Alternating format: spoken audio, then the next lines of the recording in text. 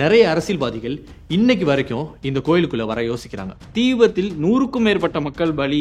தஞ்சை பெரிய கோயிலுக்கு வந்திருக்காரு, அதுவும் அவர் முதல்வரா இருந்தப்பவே. அவங்க பிரதமரானதே இந்த கோயிலுக்கு வந்துட்டு போனதுனாலதான். ஏன் இப்படி ஒரு நிகழ்வு நடந்ததுங்கிறதே நிறைய பேருக்கு தெரியாது. நாம போற போக்குல சொல்ற ஒரு விஷயம் நாளைக்கு வரலாறாவே மாறும்.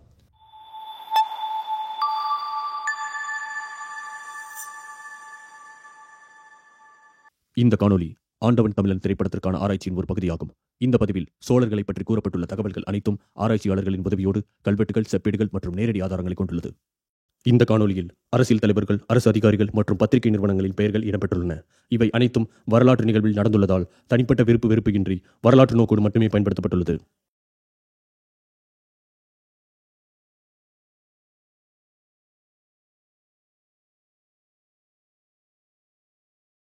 உண்மை எதுல வந்தாலும் உண்மை, யாரு சொன்னாலும் உண்மை.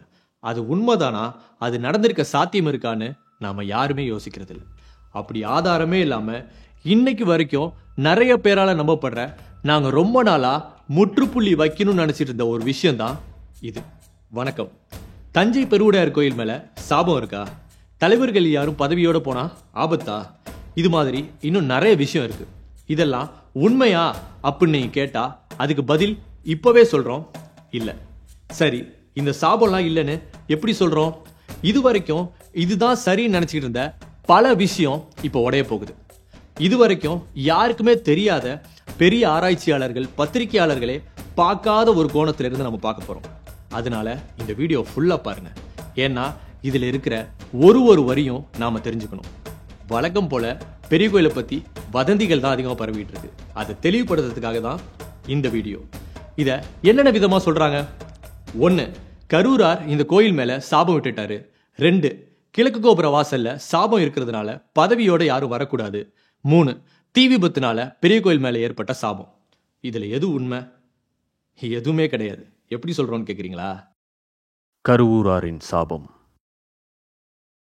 தஞ்சை பெருவுடையார் கோயில் கட்டி முடிக்கப்பட்டு அதுக்கான குடமுழுக்கு தமிழ்ல நடத்தாம சமஸ்கிருதத்துல நடத்தினதுனால கரூரார் ராஜராஜ சோழன் மேல கோவப்பட்டு இந்த கோயிலுக்கு அரசர்களோ பதவியில இருக்க வேற யாரோ வந்தா பதவியோ இல்ல உயிரோ பறி போயிடும்னு சாபம் கொடுத்துட்டதா சொல்றாங்க. அது தவறு. முதல்ல ராஜராஜ சோழனுக்கும் கரூர் தேவருக்கும் சம்பந்தமே இல்லைங்கிறத ராஜராஜ சோழனோட முகத்தை பத்தி போட்ட வீடியோல நாங்க சொல்லியிருக்கோம். தஞ்சை பெருவுடையார் கோயில் கல்வெட்டுல கோயிலுக்காக பங்காற்றின எல்லாரோட பேரும் இருக்கு. தலைமை பொறியாளர்லேருந்து கடைசி ஊழியர்கள், அவங்களுக்கு உதவி செஞ்ச முடிவெற்றவங்க, சலவை தொழிலாளர்கள்னு எல்லாரோட பேரும் குறிப்பிடப்பட்டிருக்கு. இந்த ஆயிரக்கணக்கான பேர்கள்ல கரூராரோட பேரு எங்கேயுமே இல்லை. அப்போ ராஜராஜ சோழனோட குரு கரூரார் இல்லையான்னு நீங்க கேட்கலாம். ராஜராஜ சோழனோட குரு சர்வசிவ பண்டிதர் தான்னு தஞ்சை கோயில் கல்வெட்டுகள் தெளிவா சொல்லுது. அது மட்டும் இல்லாம பெரிய கோயிலோட தலைமை பொறியாளர் ராஜராஜ பெருந்தச்சனான குஞ்சரமல்லன் தான். இதன் மூலமா கரூரார் தஞ்சை பெரிய கோயில் கட்டின காலத்தை சேர்ந்தவர் இல்லைன்னு தெரியுது. போன வீடியோல சொல்லாத இன்னொரு விஷயம் என்னன்னா, இந்த கோயில் கட்டும்போது ராஜ குடும்பத்தை சேர்ந்தவங்களும் கோயில் கட்டுமானம் சம்பந்தப்பட்ட அதிகாரிகளும் கோயிலுக்காக நிறைய கொடைகளை கொடுத்துருக்காங்க. இன்னும் குறிப்பிட்டு சொல்லணும்னா, ராஜகுருவான ஈசான சிவபண்டிதர் அஷ்டதிக் பாலகர்களோட ஆலயங்களுக்கு பொன் போர்த்தப்பெற்ற செப்பு கலசங்களை கொடுத்திருக்காரு. அதே மாதிரி கோயிலோட தலைமை சிவாச்சாரியாரான பவனப்பிடாரன்கிறவரும் ஒரு ஸ்தூபி குடத்துக்கு பொன் போர்த்திய செப்பு குடம் ஒன்று கொடுத்திருக்காரு. அப்போ கரூரார் தலைமை பொறியாளராவோ ராஜகுருவாவோ இருந்திருந்தா அவரும் ஏதாவது ஒரு கொடையை கொடுத்திருப்பாரு. அப்படியே அவர் கொடுத்ததா எந்த பதிவும் இல்லை. நாங்கள் ஏற்கனவே சொன்ன மாதிரி இவர் கோயில் கட்டின காலத்தை சேர்ந்தவர் கிடையாது. அதுக்கு பிற்பட்ட காலத்தில் இங்கே வந்திருக்கலாம். கரூரார் தஞ்சை நகரத்தை பற்றியும் பெரிய கோயில், கங்கை கொண்ட சோழபுரம், மதுரை திருபுவனம்ல இருக்க ஒரு கோயில்னு மொத்தம் 10 கோயிலுக்கு பதிகம் பாடியிருக்காரு. இதில் தஞ்சை பெரிய கோயில் பற்றி பாடின பதிகத்தில் ஏற்கனவே இருந்த விஷயங்களை பார்த்து பாடின மாதிரி தான் பாடல்கள் இருக்கு. அது மட்டும் இல்லாமல் இவர் பாடின எல்லா பதிகத்திலையும் புகழ்ந்து தான் பாடியிருக்காரு. கரூரார் பாடின 9ஆம் திருமுறை திருவிசைப்பாலை மட்டும் இல்லாமல் கிபி 16ஆம் நூற்றாண்டுல இவரை பற்றி எழுதப்பட்ட கரூர் புராணம், கரூர் மான்மியம்ங்கிற நூல்களில் கூட இவரை பற்றி கற்பனை நிறைய விஷயங்கள் இருக்கு. ஆனா அதுல கூட அவர் பெரிய கோயில் மேல சாபம் கொடுத்தாருன்னு எந்த பதிவும் இல்லை. அவர் பெரிய கோயில் பத்தி புகழ்ந்து பாடினதுக்கான பாடல்களை நாங்க காமிக்கிறோம். அவர் சாபம் விட்டாருங்கிறதுக்கான வரிகளை நீங்க காமிங்க. உங்களால காமிக்க முடியாது. ஏன்னா இது எல்லாம் செவி வழியா பரவன கட்டுக்கதைகள் தான். ஏன்னா அப்படி ஒண்ணு இல்லவே இல்லை. உண்மையிலே கரூராரோட வரலாறை அவரே எழுதின திருவிசைப்பால உள்ள 106 பாடல்கள் மூலமா தான் நம்ம தெரிஞ்சுக்க முடியுது. அதுல கரூரார் தன்னை சேர நாடான கரூரை சேர்ந்தவர்னு குறிப்பிடுறாரு. பகல் பொழுதெல்லாம் இனிய தமிழால பாடி மகிழ்றதும், எல்லாரும் தூங்குற அந்த பொழுதுல கூட தன்னோட உயிருக்கு உயிராகிய சிவபெருமான உள்ளத்துல நிறுத்தி வழிபடுறது தான் தன்னோட அன்றாட பணின்னு குறிப்பிடுறாரு. தமிழாகிய அமுதத்தை உண்டு அவர் நோய் முதுமை துன்பம் இல்லாம நெடுங்காலம் தான் வாழ்ந்ததாகவும், அரச பெருஞ்செல்வங்களை நுகர்ற வாய்ப்பு தனக்கு இருந்தும் அதை விரும்பாம கையில திருவோடு ஏந்தி ஊரெல்லாம் சென்று பிச்சை ஏற்று உண்ணும் எளிய வாழ்க்கைய தான் வாழ்ந்ததா பதிவு செய்யறாரு. இப்படிப்பட்டவர் தான் பெரிய கோயில் மேல சாபம் கொடுத்துறாருன்னு சொல்றாங்க. இது மாதிரி கரூராரை வச்சு நிறைய வதந்திகளை பரப்பி கரூராரோட உண்மையான பெருமையெல்லாம் கெடுக்கிறாங்க. ஆனா சிலருக்கு இப்படி ஒரு கேள்வி இருக்கும், பெரிய கோயில் குடமுழுக்கு தமிழ்ல நடக்கல, அதனால கரூரார் சாபம் கொடுத்துறாருன்னு சொல்லுவாங்க. தஞ்சை பெரிய கோயிலோட குடமுழுக்கு 1000 வருஷத்துக்கு முன்னாடி எப்படி நடந்துச்சுங்கிறதையும் ஆகமங்களை பத்தியும் நாங்க கடைசியா சொல்றோம். நீங்க என்னதான் சொல்லுங்க, கரூரார் விட்ட சாபம் நடந்துட்டு தானே இருக்குன்னு சொல்லுவாங்க. அதுக்கு நாம அவங்க வழியிலே போவோம். கரூரார் பெரிய கோயில் மேல சாபம் கொடுத்துட்டாருனே வச்சுப்போம். அதாவது பெரிய கோயிலுக்கு அரசர்களோ பதவியில இருக்க யாராவது வந்தாங்கன்னா அவங்களோட பதவியோ உயிரோ பறிபோயிடும் அப்படிங்கறதான அவங்க சொல்ற அந்த சாபம். அப்படி பார்த்தா தஞ்சாவூரை கடைசியா ஆண்டது ராஜராஜ சோழன் தானா? ராஜராஜ சோழன் இறந்ததுக்கு அப்புறம் பெரிய கோயில் பூட்டியே கிடந்துச்சுன்னு சொல்றதும் தவறான தகவல். ஏன்னா ஆங்கிலேயர்கள் ஆட்சியில மட்டும்தான் கோயில் சில வருடங்கள் பூட்டி கிடந்திருக்கு. ஆனா ராஜராஜ சோழனுக்கு அப்புறம் ராஜேந்திர சோழன்லேருந்து அதுக்கப்புறம் இருந்த பல சோழ அரசர்களோட கல்வெட்டுகளும் பெரிய கோயில்ல இருக்கு. சோழர்களுக்கு அப்புறம் ஆண்ட பாண்டிய அரசர்கள் நிறைய பேர் கோயிலுக்கு வந்திருக்காங்க. அதுல முக்கியமா நந்தி மண்டபத்துக்கு வடதுபுறத்துல இருக்க அம்மன் கோயில்ல இருக்க சிலை பாண்டியரசனான முதலாம் சடையவர்மன் சுந்தரபாண்டியன் ஆட்சி செய்த காலகட்டத்துல தனியார் ஒருவரால் எடுக்கப்பட்டதுதான். அதுக்கான கல்வெட்டு அம்மன் கோயில் கருவறையோட மேற்கு சுவர்ல இருக்கு. அதுக்கப்புறம் ஆண்ட நாயக்கர்கள் காலத்திலையும் மராட்டியர்கள் காலத்திலையும் நிறைய அரசர்கள் கோயிலுக்கு வந்து திருப்பணிகளையும் சில மாறுதல்களையும் செஞ்சிருக்காங்க. இவங்களையும் அந்த சாபம் எதுவும் பண்ணல. அது மட்டும் இல்லாம பல பேர் இந்த கோயிலை தாக்கவும் வந்திருக்காங்க. கிபி 1311 மாலிக் கபூரும் கிபி 1318 குஸ்ருகானும் நடத்தின தாக்குதல்ல கோயில் மிகப்பெரிய சேதம் அடைஞ்சிருக்கு. அதுக்கப்புறம் பிரெஞ்சு படையும் பிரிட்டிஷ் படையும் கோயில் மேல தாக்குதல் நடத்தினது மட்டும் இல்லாம கிபி 1773 1776 வரைக்கும் ஆற்காடு நவாப் படையும் பிரிட்டிஷ் படையும் தங்கியிருந்த படை வீடாவே பெரிய கோயில் இருந்திருக்கு. அவங்க தங்கினதுக்கான ஆதாரம் பெரிய கோயில்ல இன்னும் இருக்கு. இவங்கள கூட அந்த சாபம் ஒன்றும் பண்ணல. ஒருவேளை இந்த சாபம் இந்த 30 வருஷத்துல தான் ஆக்டிவேஷன் ஆயிருக்கோ? இல்ல, இந்த 30 வருஷமா தான் அப்படி ஒரு சாபம் இருக்குன்னு வதந்தி பரவிட்டு இருக்கு. கிழக்கு கோபுர வாசல் சாபம். தஞ்சை பெரிய கோயிலோட கிழக்கு கோபுர வாசல்ல சாபம் இருக்கிறதுனால அரசியல் தலைவர்களோ உயர் பதவியில இருக்கிறவங்களோ அந்த வாசல் வழியா கோயிலுக்குள்ள வந்தா அவர்களோட உயிரோ பதவியோ பறிப்போயிடும்னு எதை வச்சு சொல்றாங்க? 1984 ஆண்டு அப்போதைய இந்திய பிரதமரான இந்திரா காந்தி அவர்களும் தமிழ்நாட்டோட முதலமைச்சரான எம்ஜிஆர் அவர்களும் கிழக்கு கோபுர வாசல் வழியா பெரிய கோயிலுக்குள்ள போனதுனாலதான் அவங்க உயிரிழந்தாங்கன்னு சொல்லுவாங்க. இந்த காரணத்தினாலதான் நிறைய அரசியல்வாதிகள் இன்னைக்கு வரைக்கும் இந்த கோயிலுக்குள்ள வர யோசிக்கிறாங்க. அப்படியே சிலர் வந்தாலும் கிழக்கு கோபுர வாசல் வழியா வர்றதில்ல. சரி, இது என்ன சாபம்? இது எங்கேருந்து தொடங்குனுச்சுங்கிறத பார்ப்போம். இப்போ தஞ்சாவூர் பெரிய கோயில் இருக்கிற அதே இடத்துல முன்னாடி தளிகுளத்தார் கோயில் ஒரு கோயில் இருந்துச்சு. பெரிய கோயில் கட்டுறதுக்காக அந்த கோயிலை இடிக்க போறப்போ அங்க இருந்த சிவாச்சாரியர்கள் எல்லாம் அந்த கோயில் கோபுரத்திலிருந்து விழுந்து இறந்ததுனால இப்போ அதே இடத்துல இருக்க கிழக்கு கோபுர வாசல் மேல சாபம் இருக்குன்னு நிறைய பேர் நம்புறாங்க. அது முழுக்க முழுக்க வதந்தி தான். ஆனாலும் சதாசிவ பண்டாரத்தார் சொன்ன ஒரு விஷயத்த சொல்லுவாங்க. அது என்னன்னா, தளிகுளத்தார் கோயிலை இடிச்சிட்டு அதே இடத்துல தான் ராஜராஜ சோழன் பெரிய கோயிலை கட்டினாருன்னு அவர் சொன்ன அந்த விஷயத்த சாபத்துக்கு ஆதாரமா சொல்ல எடுத்துக்குவாங்க. உண்மையா அவர் சொன்னதுக்கே எந்த ஆதாரமும் கிடையாது. ராஜராஜ சோழனால இடிக்கப்பட்டதா சொல்லப்படுற அந்த தளிகுளத்தார் கோயில் இருந்ததா இல்லையாங்கிறத முதல்ல பார்ப்போம். அந்த கோயில் பத்தின முதல் குறிப்பு கிபி 7ஆம் நூற்றாண்டுல திருநாவுக்கரசர் பாடிய திருவேலி மிழலை திருத்தாண்டகத்திலிருந்தா நமக்கு கிடைக்குது. அஞ்சை களத்துள்ளார் ஐயாற்றுள்ளார் ஆரூரார் பேரூரார் அழுந்தூருள்ளார் தஞ்சை தளிகுளத்தார் அப்படின்னு அவர் எழுதின பாடல்ல ஒரு வரி வருது.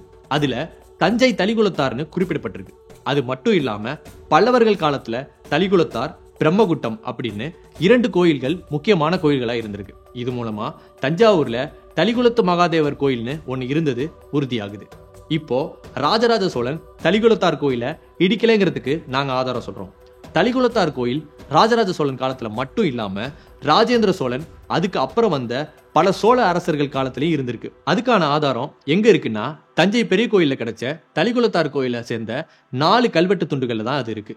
முக்கியமா அதுல நீண்ட கல்வெட்டோட ஒரு சிறு பகுதியில இக்கு யாண்டு 4வது தஞ்சாவூர் தளிகுளமுடைய மகாதேவருக்கு உடையார் ஸ்ரீ தேவர் சலுக்கி குல கால தெரிந்த வேலத்து பெண்டாட்டி பொன்னம்பலம் சந்தி விளக்கு 3க்கு வைத்த விளக்கொன்று 3 சந்திக்கும் ஆகனை அப்படின்னு இருக்கு.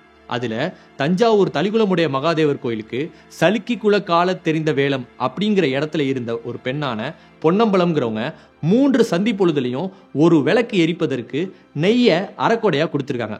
இது ராஜேந்திர சோழனோட 4வது ஆட்சியாண்டுல போடப்பட்ட ஒரு கல்வெட்டு. அப்போ ராஜராஜ சோழனால இடிக்கப்பட்டதா சொல்லப்படுற தளிகுளத்தார் கோயிலுக்கு ராஜேந்திர சோழனோட 4வது ஆட்சியாண்டுல கோயில் விளக்குக்கு நெய் கொடுத்த குறிப்பு எப்படி இருக்கும்? அப்போ ராஜராஜ சோழனால தளிகுளத்தார் கோயில் இடிக்கப்படல. ராஜராஜ சோழனோட இறப்புக்கு அப்புறமும் ராஜேந்திர சோழனோட ஆட்சி காலத்திலையும் இந்த கோயில் வழிபாட்டுல இருந்திருக்கு.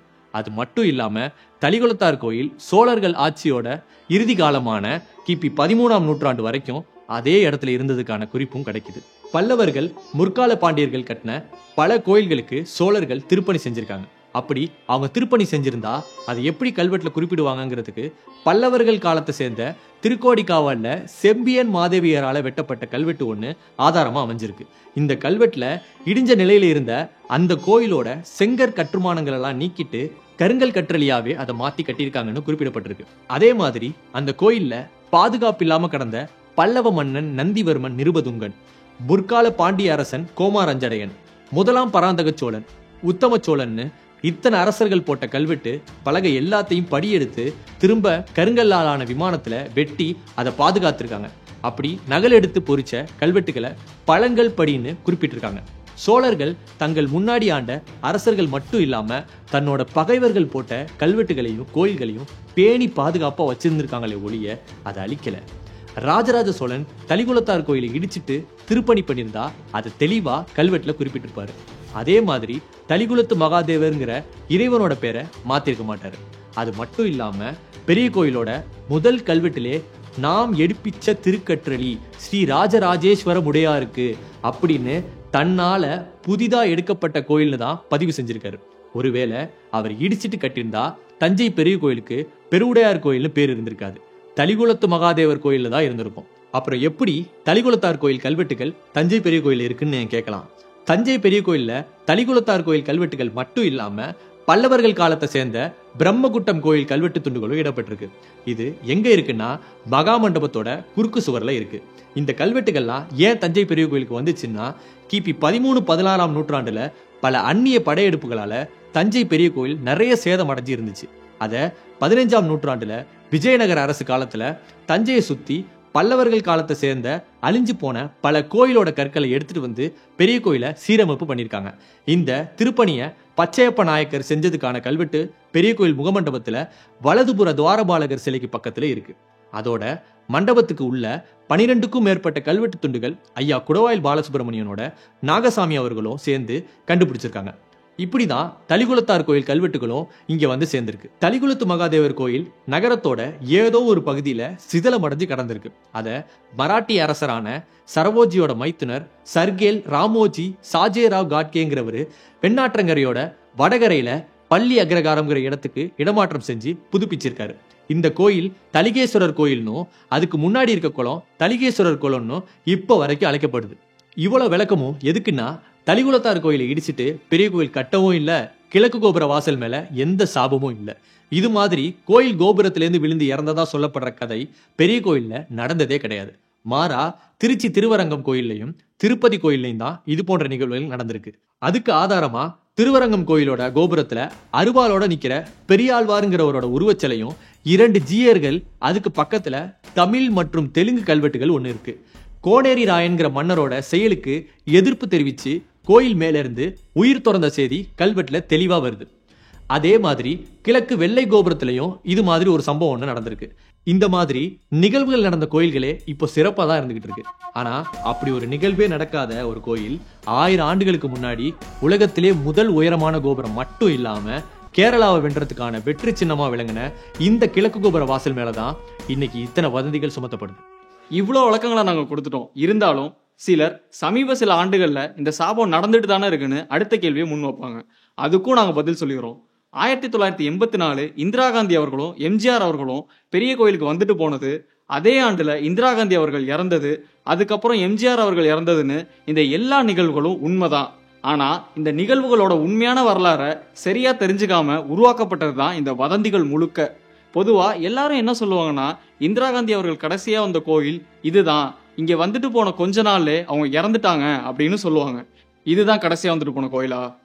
த லைஃப் ஆஃப் இந்திரா நேரு காந்தி புத்தகத்துல கேத்ரின் பிராங்க் அப்படிங்கிறவங்க இந்திரா காந்தி அவர்களோட வாழ்க்கை வரலாறை தெளிவா பதிவு பண்றாங்க. அதன்படி ஜம்மு காஷ்மீருக்கு சுற்றுப்பயணம் போயிருந்த இந்திரா காந்தி அவர்கள் 1984 அக்டோபர் 28, அதாவது அவங்க இறந்து போன அக்டோபர் 31ஆம் தேதிக்கு 2 நாட்கள் முன்னாடி காஷ்மீர்ல இருக்க புனிதமலையான சங்கராச்சாரியார் மேல இருக்க ஆசிரமத்துக்கு போனாங்க. அப்புறம் புரவலர் தெய்வமான சரிகாதேவி கோயிலுக்கு போயிருக்காங்க. இவங்களாம் சொல்ற மாதிரி பார்த்தா அவங்க கடைசியா போன கோயில் சரிகாதேவி கோயில் தான். ஆனா சிலர் அவங்க இந்த கோயிலுக்கு வந்துட்டு போனதுக்கு அப்புறம் தான் இறந்தாங்கன்னு பெரிய கோயில் மேல இந்த அபாண்டமான பழியை போட்டு இந்த வதந்தியும் பரப்பியிருக்காங்க. இந்த ஒரு விஷயத்த நம்ம எல்லாரையும் நம்ப வைக்கிறதுக்காக பல உண்மைகளை நம்ம கிட்ட இருந்து மறைச்சிருக்காங்க. ஆமா, இந்திரா காந்தி அவர்கள் தஞ்சை பெரிய கோயிலுக்கு 1984 வந்தது முதன்முறை கிடையாது. இது உங்களுக்கே கொஞ்சம் அதிர்ச்சியா இருக்கலாம், ஆனா இதுதான் உண்மை. 1960 இந்திரா காந்தி அவர்கள் தஞ்சை பெரிய கோயிலுக்கு வந்திருக்காங்க. இதுக்கான புகைப்பட ஆதாரம் மன்னர் 2ஆம் சரபோஜி நினைவு அருங்காட்சியகத்தோட அதிகாரப்பூர்வ முகநூல் பக்கத்துல வெளியிடப்பட்டிருக்கு. இது அவங்க காப்பகத்துல இருக்க புகைப்படம். இதுல 2 விஷயத்த கவனிச்சிங்கனாவே தெரிஞ்சிடும். இதுல பிரதமருக்கான பாதுகாப்பு மாதிரி எதுவும் இல்லை, கூட வந்ததா சொல்ற எம்ஜிஆர் அவர்களும் இல்லை. இதே மாதிரி 1965 இந்திரா காந்தி அவர்கள் மத்திய தகவல் மற்றும் ஒலிபரப்புத்துறை அமைச்சரா இருந்தப்போ தஞ்சை சரஸ்வதி மகால் நூலகத்துக்கு வந்ததுக்கான புகைப்பட ஆதாரமும் டிஜிட்டல் நூலகத்திலேருந்து கிடைச்சிருக்கு. இவ்வளோ நாளா அவங்க பெரிய கோயிலுக்கு 1984 வந்தது தான் முதன்முறைனும் அவங்க இறந்ததும் அதே வருஷத்துல தானும் நாம எல்லாரும் நினைச்சுட்டு இருந்தோம். ஆனா அவங்க 1960 தஞ்சை பெரிய கோயிலுக்கு வந்திருக்காங்கிற தகவல் உங்களுக்கு எங்களுக்கு மட்டும் இல்ல, சில மூத்த பத்திரிகையாளர்களுக்கு கூட தெரியல. ஒரு சூழ்நிலைக்கு ஏற்ற மாதிரி தகவல் ஏதாவது சொல்லப்படுதுன்னா அது உண்மையா இல்லையான்னு நம்ம யாரும் யோசிக்கிறது கிடையாது. பெரிய கோயிலுக்கு இந்திரா காந்தி அவர்களோட வந்துட்டு போன எம்ஜிஆர் அவர்களும் உடல்நல குறைவால இறந்துட்டாருன்னு சொல்லுவாங்க. இந்திரா காந்தி அவர்கள் 1960 பெரிய கோயிலுக்கு அமைச்சரா வந்துட்டு போனாங்க. 1966 இந்தியாவோட பிரதமரானாங்க. பெரிய கோயிலுக்கு வந்துட்டு போன 3 வருஷம் கழிச்சு எம்ஜிஆர் அவர்கள் இறந்து போனது இந்த கோயில்னால தான் மட்டும் சொல்றாங்கல்ல. இப்ப நாங்க ஒண்ணு சொல்றோம், இந்திரா காந்தி அவர்கள் பெரிய கோயிலுக்கு முதல் தடவை வந்தது 1960. அப்படி பார்த்தா அவங்க பிரதமரானதே இந்த கோயிலுக்கு வந்துட்டு போனதுனாலதான். இனிமே யாராவது இந்திரா காந்தி பெரிய கோயிலுக்கு வந்துட்டு போனதுக்கு அப்புறம் தான் இறந்தாங்களாமேன்னு கேட்டா, இல்ல தஞ்சை பெரிய கோயிலுக்கு வந்துட்டு போனதுக்கு அப்புறம் தான் அவங்க பிரதமராகவே ஆனாங்கன்னு சொல்லுங்க. தீ விபத்தினால் ஏற்பட்ட சாபம்.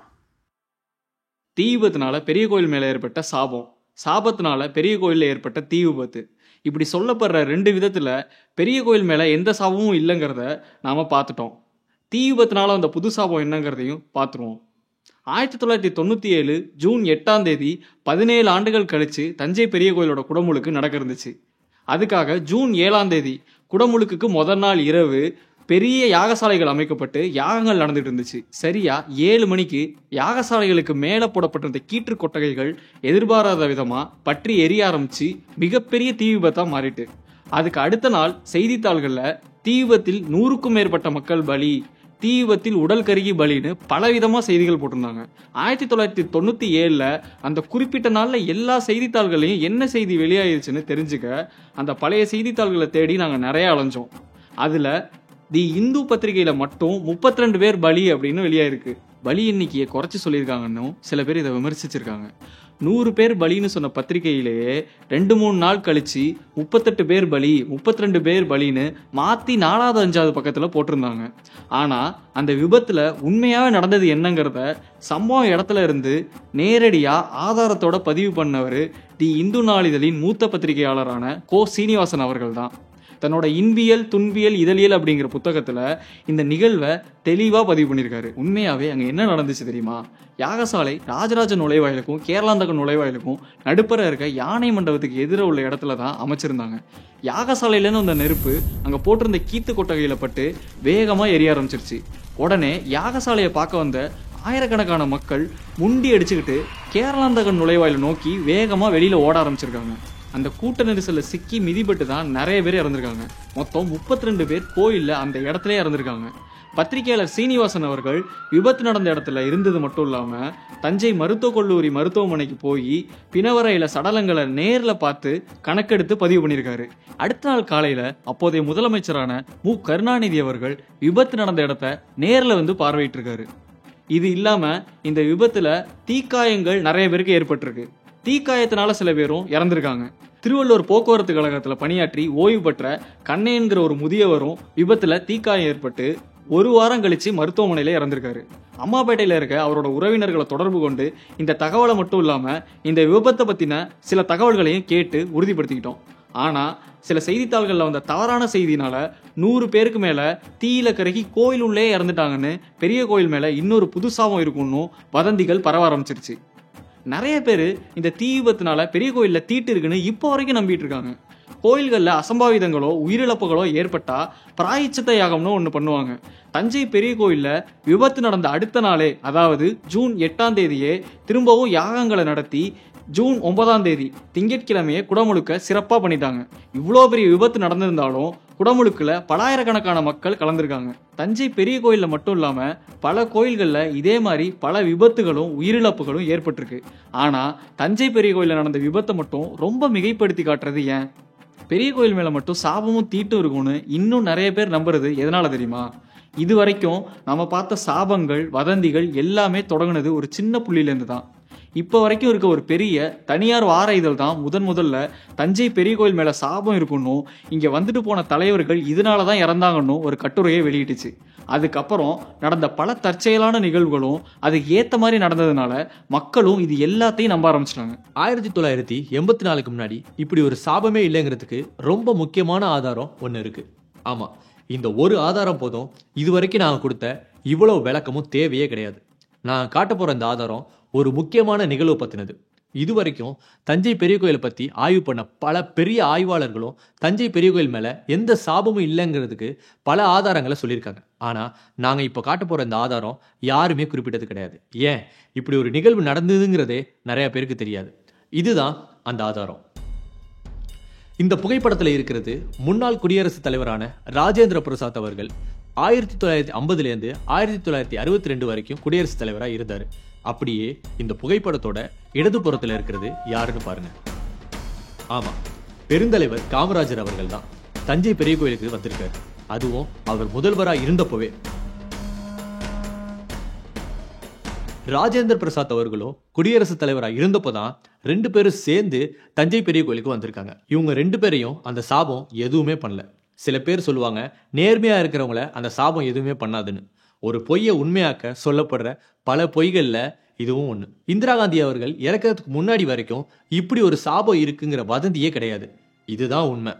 பெரிய பதவியில இருக்கிறவங்க முக்கிய பிரமுகர்கள்னு எல்லாருமே பெரிய கோயிலுக்கு சாதாரணமா வந்துட்டு தான் இருந்திருக்காங்க. இன்னொரு முக்கியமான விஷயம் என்னன்னா, பெரிய கோயில் மேல இப்படி ஒரு சாபம் இருக்குங்கிற வதந்தி கூட தமிழ்நாட்டை தாண்டி வேற எங்கேயுமே பரவல. இது எப்படி நாங்க இவ்வளவு உறுதியா சொல்றோம்னா, தஞ்சாவூர் பெரிய கோயிலோட பார்வையாளர்கள் பதிவேட நாங்க பார்த்தோம். சாதாரணமா ஒவ்வொரு சதய விழா சித்திரை திருவிழாவுக்கும் தமிழ்நாட்டோட பல முக்கிய மாநில மத்திய அமைச்சர்கள் பங்கெடுத்துப்பாங்க. அது நமக்கு தெரிஞ்ச விஷயம்தான். ஆனா பார்வையாளர்கள் பதிவேடுலேருந்து நமக்கு தெரிய வர்றது என்னன்னா, இந்த சாபம்ங்கிற வதந்தி 1984லேருந்து தமிழ்நாட்டில் பரவ ஆரம்பிச்சதுக்கு அப்புறமும் கூட வெளி மாநிலத்திலிருந்து தஞ்சை பெரிய கோயிலுக்கு வந்திருக்க அரசியல் தலைவர்கள் உயர் பதவியில் இருக்கவங்களோட எண்ணிக்கை அதிகமாக தான் இருக்கு. இவங்க இத்தனை பேரையும் எந்த விதத்திலையும் இந்த சாபம் எதுவுமே பண்ணல.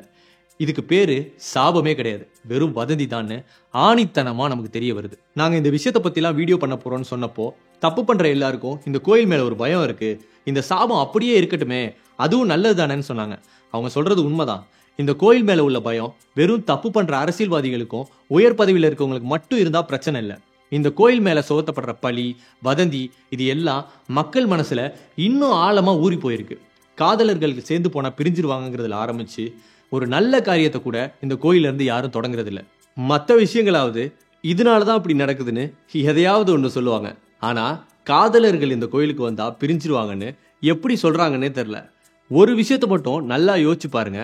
காதலிச்சு பிரிஞ்சவங்க எல்லாரும் இந்த கோயிலுக்கு வந்தவங்களா, இல்ல சேர்ந்தவங்க எல்லாம் இந்த கோயிலுக்கு வராதவங்களா? நீங்க பிரியணும்னா இங்க வரலனாலும் பிரிவீங்க, சேரணும்னா இந்த கோயிலுக்கு வந்தாலும் சேருவீங்க. இது எதுவுமே அந்த கோயிலை சார்ந்தது இல்லை. இன்னுமா இதெல்லாம் நம்புறாங்கன்னு நீங்க நினைக்கலாம். நாங்கள் அதிகமாக பெரிய கோயிலுக்கு தான் போவோம். அங்கே வர நிறைய பேர் இந்த சாபத்தை பற்றியும் எத்தனையோ புது புது வதந்தியை பற்றியும் அதிகமாக பேசுவாங்க. இதெல்லாம் எப்படி நம்புறாங்கன்னு நாங்கள் நிறைய வாட்டி கேட்டு சிரிச்சிருக்கோம். அதே மாதிரி கோவப்பட்டிருக்கோம். உலகமே வியந்து பார்க்குற அளவுக்கு இந்த கோயிலில் எத்தனையோ சிறப்புகளும் வரலாறும் இருக்குது. ஆனால் அது எல்லாத்தையும் விட தஞ்சை பெரிய கோயிலுக்கு வர்ற மக்கள் அதிகமாக பேசுறது இந்த சாபம், வதந்தி, அதே மாதிரி கட்டுமானம் தொடர்பாக பல தவறான தகவல்கள் பற்றி தான். ஒரு சின்ன பொய் கூட நம்மளை எவ்வளோ பெரிய விஷயத்துலேருந்து திசை திருப்புது. தஞ்சை பெரிய கோயில் மேலே சுமத்தப்படுற இத்தனை கலங்கத்துக்கும் முற்றுப்புள்ளி வைக்கணுங்கிற எண்ணமும் கூட நாங்கள் கோயிலில் இருக்கும்போது தான் எங்களுக்கு வந்துச்சு. இதுவரைக்கும் இந்த கோயில் மேலே எந்த சாபமும் இல்லைங்கிறத தெளிவாக பார்த்துட்டோம். சிலை செய்.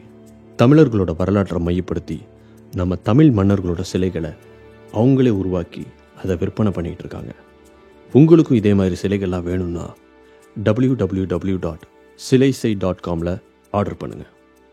இதே மாதிரி நானும் நல்ல பயனுள்ள விஷயங்கள் பண்ணுவேன், அதை நிறைய பேருக்கு தெரியப்படுத்தணும்னு நீங்கள் நினச்சா tcs.officials@outlook.com மெயில் பண்ணுங்கள். தஞ்சை பெரிய கோவிலின் குடமுழுக்கு. 1000 வருஷத்துக்கு முன்னாடி தஞ்சை பெரிய கோயில் கட்டி முடிக்கப்பட்டப்போ அதோட குடமுழுக்கு எப்படி நடந்ததுங்கிறத தெரிஞ்சுக்க நாம பல கோணங்கள்ல யோசிக்க வேண்டியது இருக்கு. ஏன்னா இந்த கோயிலோட குடமுழுக்கு பத்தின செய்திகள் கல்வெட்டுகள்லையோ செப்பேடுகள்லையோ நமக்கு கிடைக்கல. பொதுவா இப்ப பல கோயில்களோட குடமுழுக்கு கும்பாபிஷேகம் அப்படிங்கிற பேர்ல நடத்தப்படுது. இந்த குடமுழுக்கு ஆகமங்களை அடிப்படையா வச்சுதான் நடத்தப்படுது. குடமுழுக்கு மட்டும் இல்லாம ஒரு கோயிலோட கட்டுமானம், பூஜை, திருவிழான்னு எல்லாமே இந்த ஆகமத்தை அடிப்படையா வச்சுதான் செய்யப்படுது. அப்படி தஞ்சை பெரிய கோயிலோட கட்டுமானம், பூஜைகள் எல்லாமே மகுடாகமம்னு சொல்லப்படுற ஆகமத்தோட அடிப்படையில தான் அமைஞ்சிருக்கிறதா இதுவரை பல ஆய்வாளர்களும் கட்டிடக்கலை நிபுணர்களும் சொல்லியிருக்காங்க. ஆனா யாரும் மகுடாகமத்தை ஆதாரமா மட்டும் இல்ல, அந்த நூல் எங்க இருக்குங்கிற குறிப்பை கூட சரியா கொடுத்தது கிடையாது. ஆனா ஒரு ஆய்வறிஞர் தன்னோட ஆய்வு நூல்ல மகுடாகமத்திலேருந்து 2 ஸ்லோகங்களை மேற்கோளா காட்டி அதோட தஞ்சை பெரிய கோயிலோட கட்டுமானங்கள் ஒத்துப்போகுதுன்னு பதிவு பண்ணியிருக்காரு. அதனால நாங்க மகுடாகமத்தை தேட ஆரம்பிச்சோம். அப்போ எங்களுக்கு 1977 மகுடாகமத்தை நூலா அச்சிட்டு தென்னிந்திய அர்ச்சகர் சங்கம் சி சுவாமிநாத சிவாச்சாரியார் அவர்கள் வெளியிட்டிருக்காங்கிற தகவல் மட்டும்தான் கிடைச்சது. அந்த பழமையான நூலை தேடி நாங்கள் பல மாதங்கள் அலைஞ்சோம். தஞ்சை சரஸ்வதி மகால் நூலகம், சென்னை உவே சாமிநாத ஐயர் நூலகம், கன்னிமாரா நூலகம், புதுக்கோட்டை ஞானாலயா நூலகம், கோயமுத்தூர், கன்னியாகுமரின்னு தமிழ்நாட்டோட பழமையான நூலகங்கள் எல்லாம் தேடியும் அந்த நூல் கிடைக்கல. திருவாடுதுறை ஆதீனம்லையும் நாங்கள் அந்த நூலை தேடி பார்த்தோம். அப்புறம் திருப்பரங்குன்ற மாதிரி சைவ பாடசாலைகள்லையும் இந்த நூல் கிடைக்கல. நாங்கள் வாரணாசியில் இருக்க சௌகாம்பா சமஸ்கிருத தொடர் அலுவலகத்தில் கூட தொடர்பு கொண்டு கேட்டோம். சிலர் கடைசியாக இந்த நூல் இலங்கையில் தான் கிடைக்க வாய்ப்பு இருக்குன்னு சொன்னாங்க. சரி, இலங்கைக்கும் போய் தேடி பார்த்துருவோம்னு நாங்கள் முடிவு பண்ணப்போ தான் கடைசியாக ஒரு முறை பாண்டிச்சேரி பிரெஞ்ச் இன்ஸ்டியூட் போய் தேடி பார்ப்போம்னு நாங்கள் முடிவு பண்ணோம். 6 மாதமாக தேடியும் தமிழ்நாட்டிலே எங்கேயும் கிடைக்காத ஒரு நூல் எங்களுக்கு அங்கே கிடைச்சது. இதுதான் அந்த மகுடாகம நூல். பொதுவா ஆகமம்னா அதுல 4 பாதங்கள் இருக்கும். ஆனா மகுடாகமத்தோட பல பாகங்கள் ஓலைச்சுவடிகளே இருந்து அழிஞ்சு போயிட்டு திருவாவடுதுறை சுவாமிநாத சிவாச்சாரியார் அவர்கள் தனக்கு கிடைச்ச ஏட்டுச்சுவடிகள்ல இருந்து மகுடாகமம் கிரியாபாத பூர்வபாகத்தோட 12 படலங்களை பிரதி செஞ்சு நூலா வெளியிட உதவி செஞ்சிருக்காரு. இந்த 12 படலங்கள் மட்டும்தான் மகுடாகமத்திலேருந்து கிடைச்சிருக்கு. நாங்கள் ஏற்கனவே குறிப்பிட்டிருந்த அந்த ஆய்வறிஞர் மேற்கோளா காட்டின 2 ஸ்லோகங்களும் சிவார்ச்சனா விதிப்படலங்கிற பொதுவான பூஜைகள் எப்படி பண்ணணுங்கிற விதிகளில் தான் இடம்பெற்றிருக்கு. கோயில் கட்டுமானத்துக்கும் இதுக்கும் எந்த தொடர்பும் இல்லை. அதே மாதிரி கோயில் கட்டுமானம் தொடர்பான விமான லட்சணங்கிற ஸ்லோகத்தையும் நாங்கள் மொழிபெயர்த்து படித்து பார்த்தோம். ஏன்னா மகுடாகம நூல் கிறந்த எழுத்துக்கள்ல இருக்கு. அந்த ஸ்லோகத்துல கோயில் விமானத்தோட பகுதிகளான அதிஷ்டானத்திலேருந்து ஸ்தூபி வரைக்கும் உள்ள 16 பகுதிகள்லையும் என்னென்ன சக்திகள்லாம் உறைந்திருக்குங்கிற தகவல் மட்டும்தான் இருக்கு. மற்றபடி விமானம் இப்படிதான் அமைக்கணுங்கிற குறிப்பிட்ட விதிகள் எதுவும் அதுல இல்லை. அதனால தஞ்சை பெரிய கோயில் மகுடாகமத்தோட அடிப்படையில தான் கட்டப்பட்டிருக்குன்னு நம்மளால உறுதியா சொல்ல முடியல.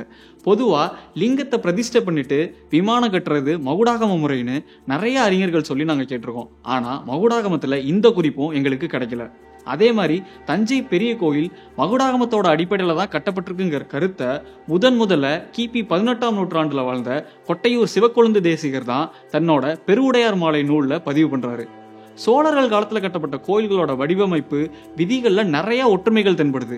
இப்போ இதெல்லாம் ஏதோ ஒரு அடிப்படை விதிகளை மையமா வச்சு கட்டப்பட்டிருக்குமாங்கிற கேள்வி நமக்கு வருது. அதோட மகுடாகமத்தின் அடிப்படையில அமைஞ்சிருக்கிறதா சொல்லப்படுற தஞ்சை பெரிய கோயில், தில்லை நடராஜர் கோயில், திருவாரூர் தியாகராஜர் கோயில் எல்லாத்தையும் கட்டுமான அடிப்படையில ஒப்பிட்டு பார்க்கறது, அதே மாதிரி அந்த கோயில்களோட கட்டுமானத்துல காலத்தினால ஏற்பட்ட பல மாற்றங்கள், நம்ம இலக்கியங்கள்ல ஆகமத்தை பத்தி சொல்லப்பட்டிருக்க கருத்துக்கள், இல்ல பூஜை முறைகள்ல மட்டும்தான் மகுடாகமம் பயன்படுத்தப்பட்டுதான்னு ஒரு நீண்ட ஆராய்ச்சி தேவைப்படுது. அதனால தஞ்சை பெரிய கோயிலோட குடமுழுக்கு இப்ப நடக்கிற நடைமுறையில தான் 1000 ஆண்டுகளுக்கு முன்னாடி நடந்துச்சுன்னு நம்மளால சொல்ல முடியாது.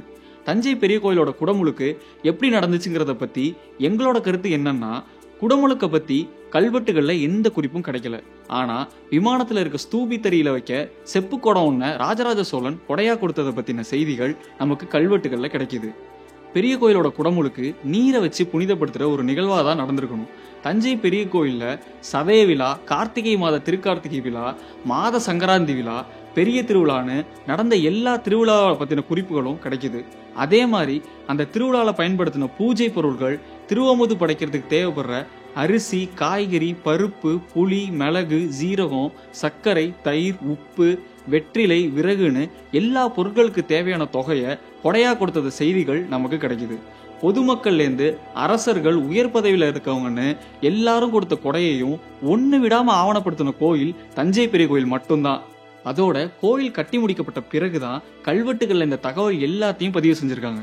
அப்போ தஞ்சை பெரிய கோயிலோட குடமுழுக்கு பிரம்மாண்டமான ஒரு நிகழ்வா நடந்திருந்தா அதை பத்தியும் அதுல பயன்படுத்தப்பட்ட பொருட்களுக்காக கொடுத்த கொடையையும் கண்டிப்பா பதிவு பண்ணிருப்பாங்க. ஆனா அப்படி எந்த பதிவும் இல்லை. சோழர்கள் கட்டின பல கோயில்களோட கல்வெட்டு படிக்கப்பட்டிருக்கு. ஆனா அது எதுலையும் குடமுழுக்கு இப்படிதான் செய்யப்பட்டுச்சுங்கிற பதிவு கிடைக்கல. ஆனா குடமுழுக்கு பத்தின முக்கியமான கல்வெட்டு ஆதாரம் ஒண்ணு மதுரைக்கு பக்கத்துல இருக்க ஆனமலையில நரசிங்க பெருமாள் குடைவரை கோயில்ல இருக்கு. கிபி 770ஆம் ஆண்டு பாண்டிய மன்னன் மாரஞ்சடையனின் அமைச்சரான மூவேந்த மங்கள பேரரையனான மாறன்காரி குடைவரை கோயில் ஒண்ண கட்டியிருக்காரு. கோயில் நிறைவடைறதுக்கு முன்னாடியே அவர் இயற்கை எழுதுறாரு. அவருக்கு பின் அமைச்சரான அவரோட தம்பி பாண்டிய மங்கள பேரரையனான மாறன் எயினன் முகமண்டபத்தை கட்டி குடமுழுக்கு பண்ணியிருக்காரு. அதுக்கான கல்வெட்டுல பாருங்க, நீர் தெளியாதே நீர் தெளித்தான் அப்படின்னு எவ்வளவு தெளிவா குறிப்பிட்டிருக்காங்க பாருங்க. இது மட்டும் இல்லாம பழமையான காப்பியமான சிலப்பதிகாரத்துல கூட கண்ணகிக்கு கோயில் கட்டுனதை பத்தி வர பாடல்ல கடவுள் மங்களம் செய்க அப்படின்னு தான் குறிப்பு கிடைக்குது. நீருக்கு ரொம்ப முக்கியத்துவம் கொடுத்து வழிபடுறதும், நீரால புதுசா உருவானதை புனிதப்படுத்துறதும் நடுக்கர்கள் காலத்திலேருந்து தமிழர்களுடைய மரபு. அதனால தஞ்சை பெரிய கோயிலோட குடமுழுக்கு அப்படி ஒரு நிகழ்வாதான் நடந்திருக்க வாய்ப்பு இருக்கு. இது எல்லாத்தையும் தாண்டி தஞ்சை பெரிய கோயில் வழிபாட்டுல எந்த மொழிக்கு முக்கியத்துவம் கொடுக்கப்பட்டதுங்கிறது தான் முக்கியமான செய்தி. ராஜராஜ சோழன் மறைந்து கிடந்த தேவார பாடல்களை மீட்டு திரும்ப எல்லா கோயில்கள்லையும் ஒலிக்க வச்சவரு. தான் கட்டின கோயில்ல இறைவனுக்கே பெருவுடையார்னு பெயர் சூட்டினவர். அந்த இறைவனுக்கு முன்னாடி தினமும் தமிழ் மறைகளான தேவாரத்தை பாடி வழிபாடு செய்ய 48 ஓதுவார்களை நியமிச்சவர். இது வரைக்கும் இல்லாத அளவு தன்னோட ஆட்சியில கல்வெட்டு, வழிபாடு, கலைகள்னு எல்லாத்தையும் தமிழ் மொழியை உச்சாணி கும்பல ஏத்தி வச்சவர் ராஜராஜ சோழன். அது மட்டும் இல்லாம சோழர்கள் காலத்துல தேவாரம் மிக உயர்ந்த இடத்துல வச்சு போற்றப்பட்டுச்சு. அது தமிழ்நாட்டுல மட்டும் இல்லாம தாய்லாந்து வரை பரவி இருந்துச்சு. இப்பவும் தாய்லாந்துல புது மன்னர்கள் பதவி இருக்கிறப்போ மந்திரங்களா சொல்லப்படுறது தேவாரமும் திருப்பாவையும் தான். அதை அவங்க போதுமுறை யாக், போதுமுறை கிளாங் அப்படிங்கிற பெயர்ல அழைக்கிறாங்க. இதுல இருந்து என்ன தெரிய வருதுன்னா, சோழர்கள் காலத்துல தேவாரம்லாம் எந்த அளவு முக்கியமான இடத்துல இருந்திருந்தா அது இங்கேருந்து தாய்லாந்து வரை பரவி அங்கேயும் அரசர்கள் பதவி இருக்கிற இடத்துல ஒழிச்சிருக்கணும்.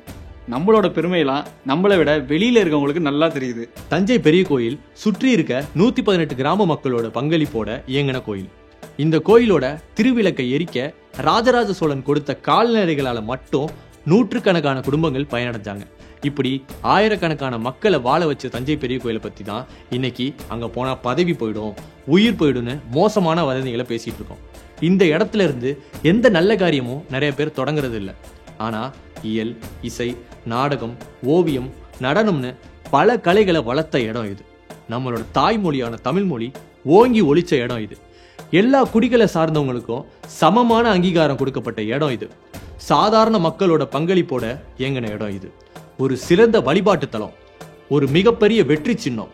நம் முன்னோர்களோட கலைத்திறன், அறிவியல் நுட்பம், உழைப்புனால இந்த உலகத்தையே திரும்பி பார்க்க வச்ச இடம். நியாயமா நாம எல்லா நல்ல காரியத்தையும் இந்த மாதிரி இடத்துல தான் தொடங்கணுமே. ஆனா யாரோ இந்த கோயிலை பத்தி சொல்ற இழிவான விஷயங்களை நாமளே நம்புறோம், அதை மற்றவங்களுக்கும் சொல்றோம்.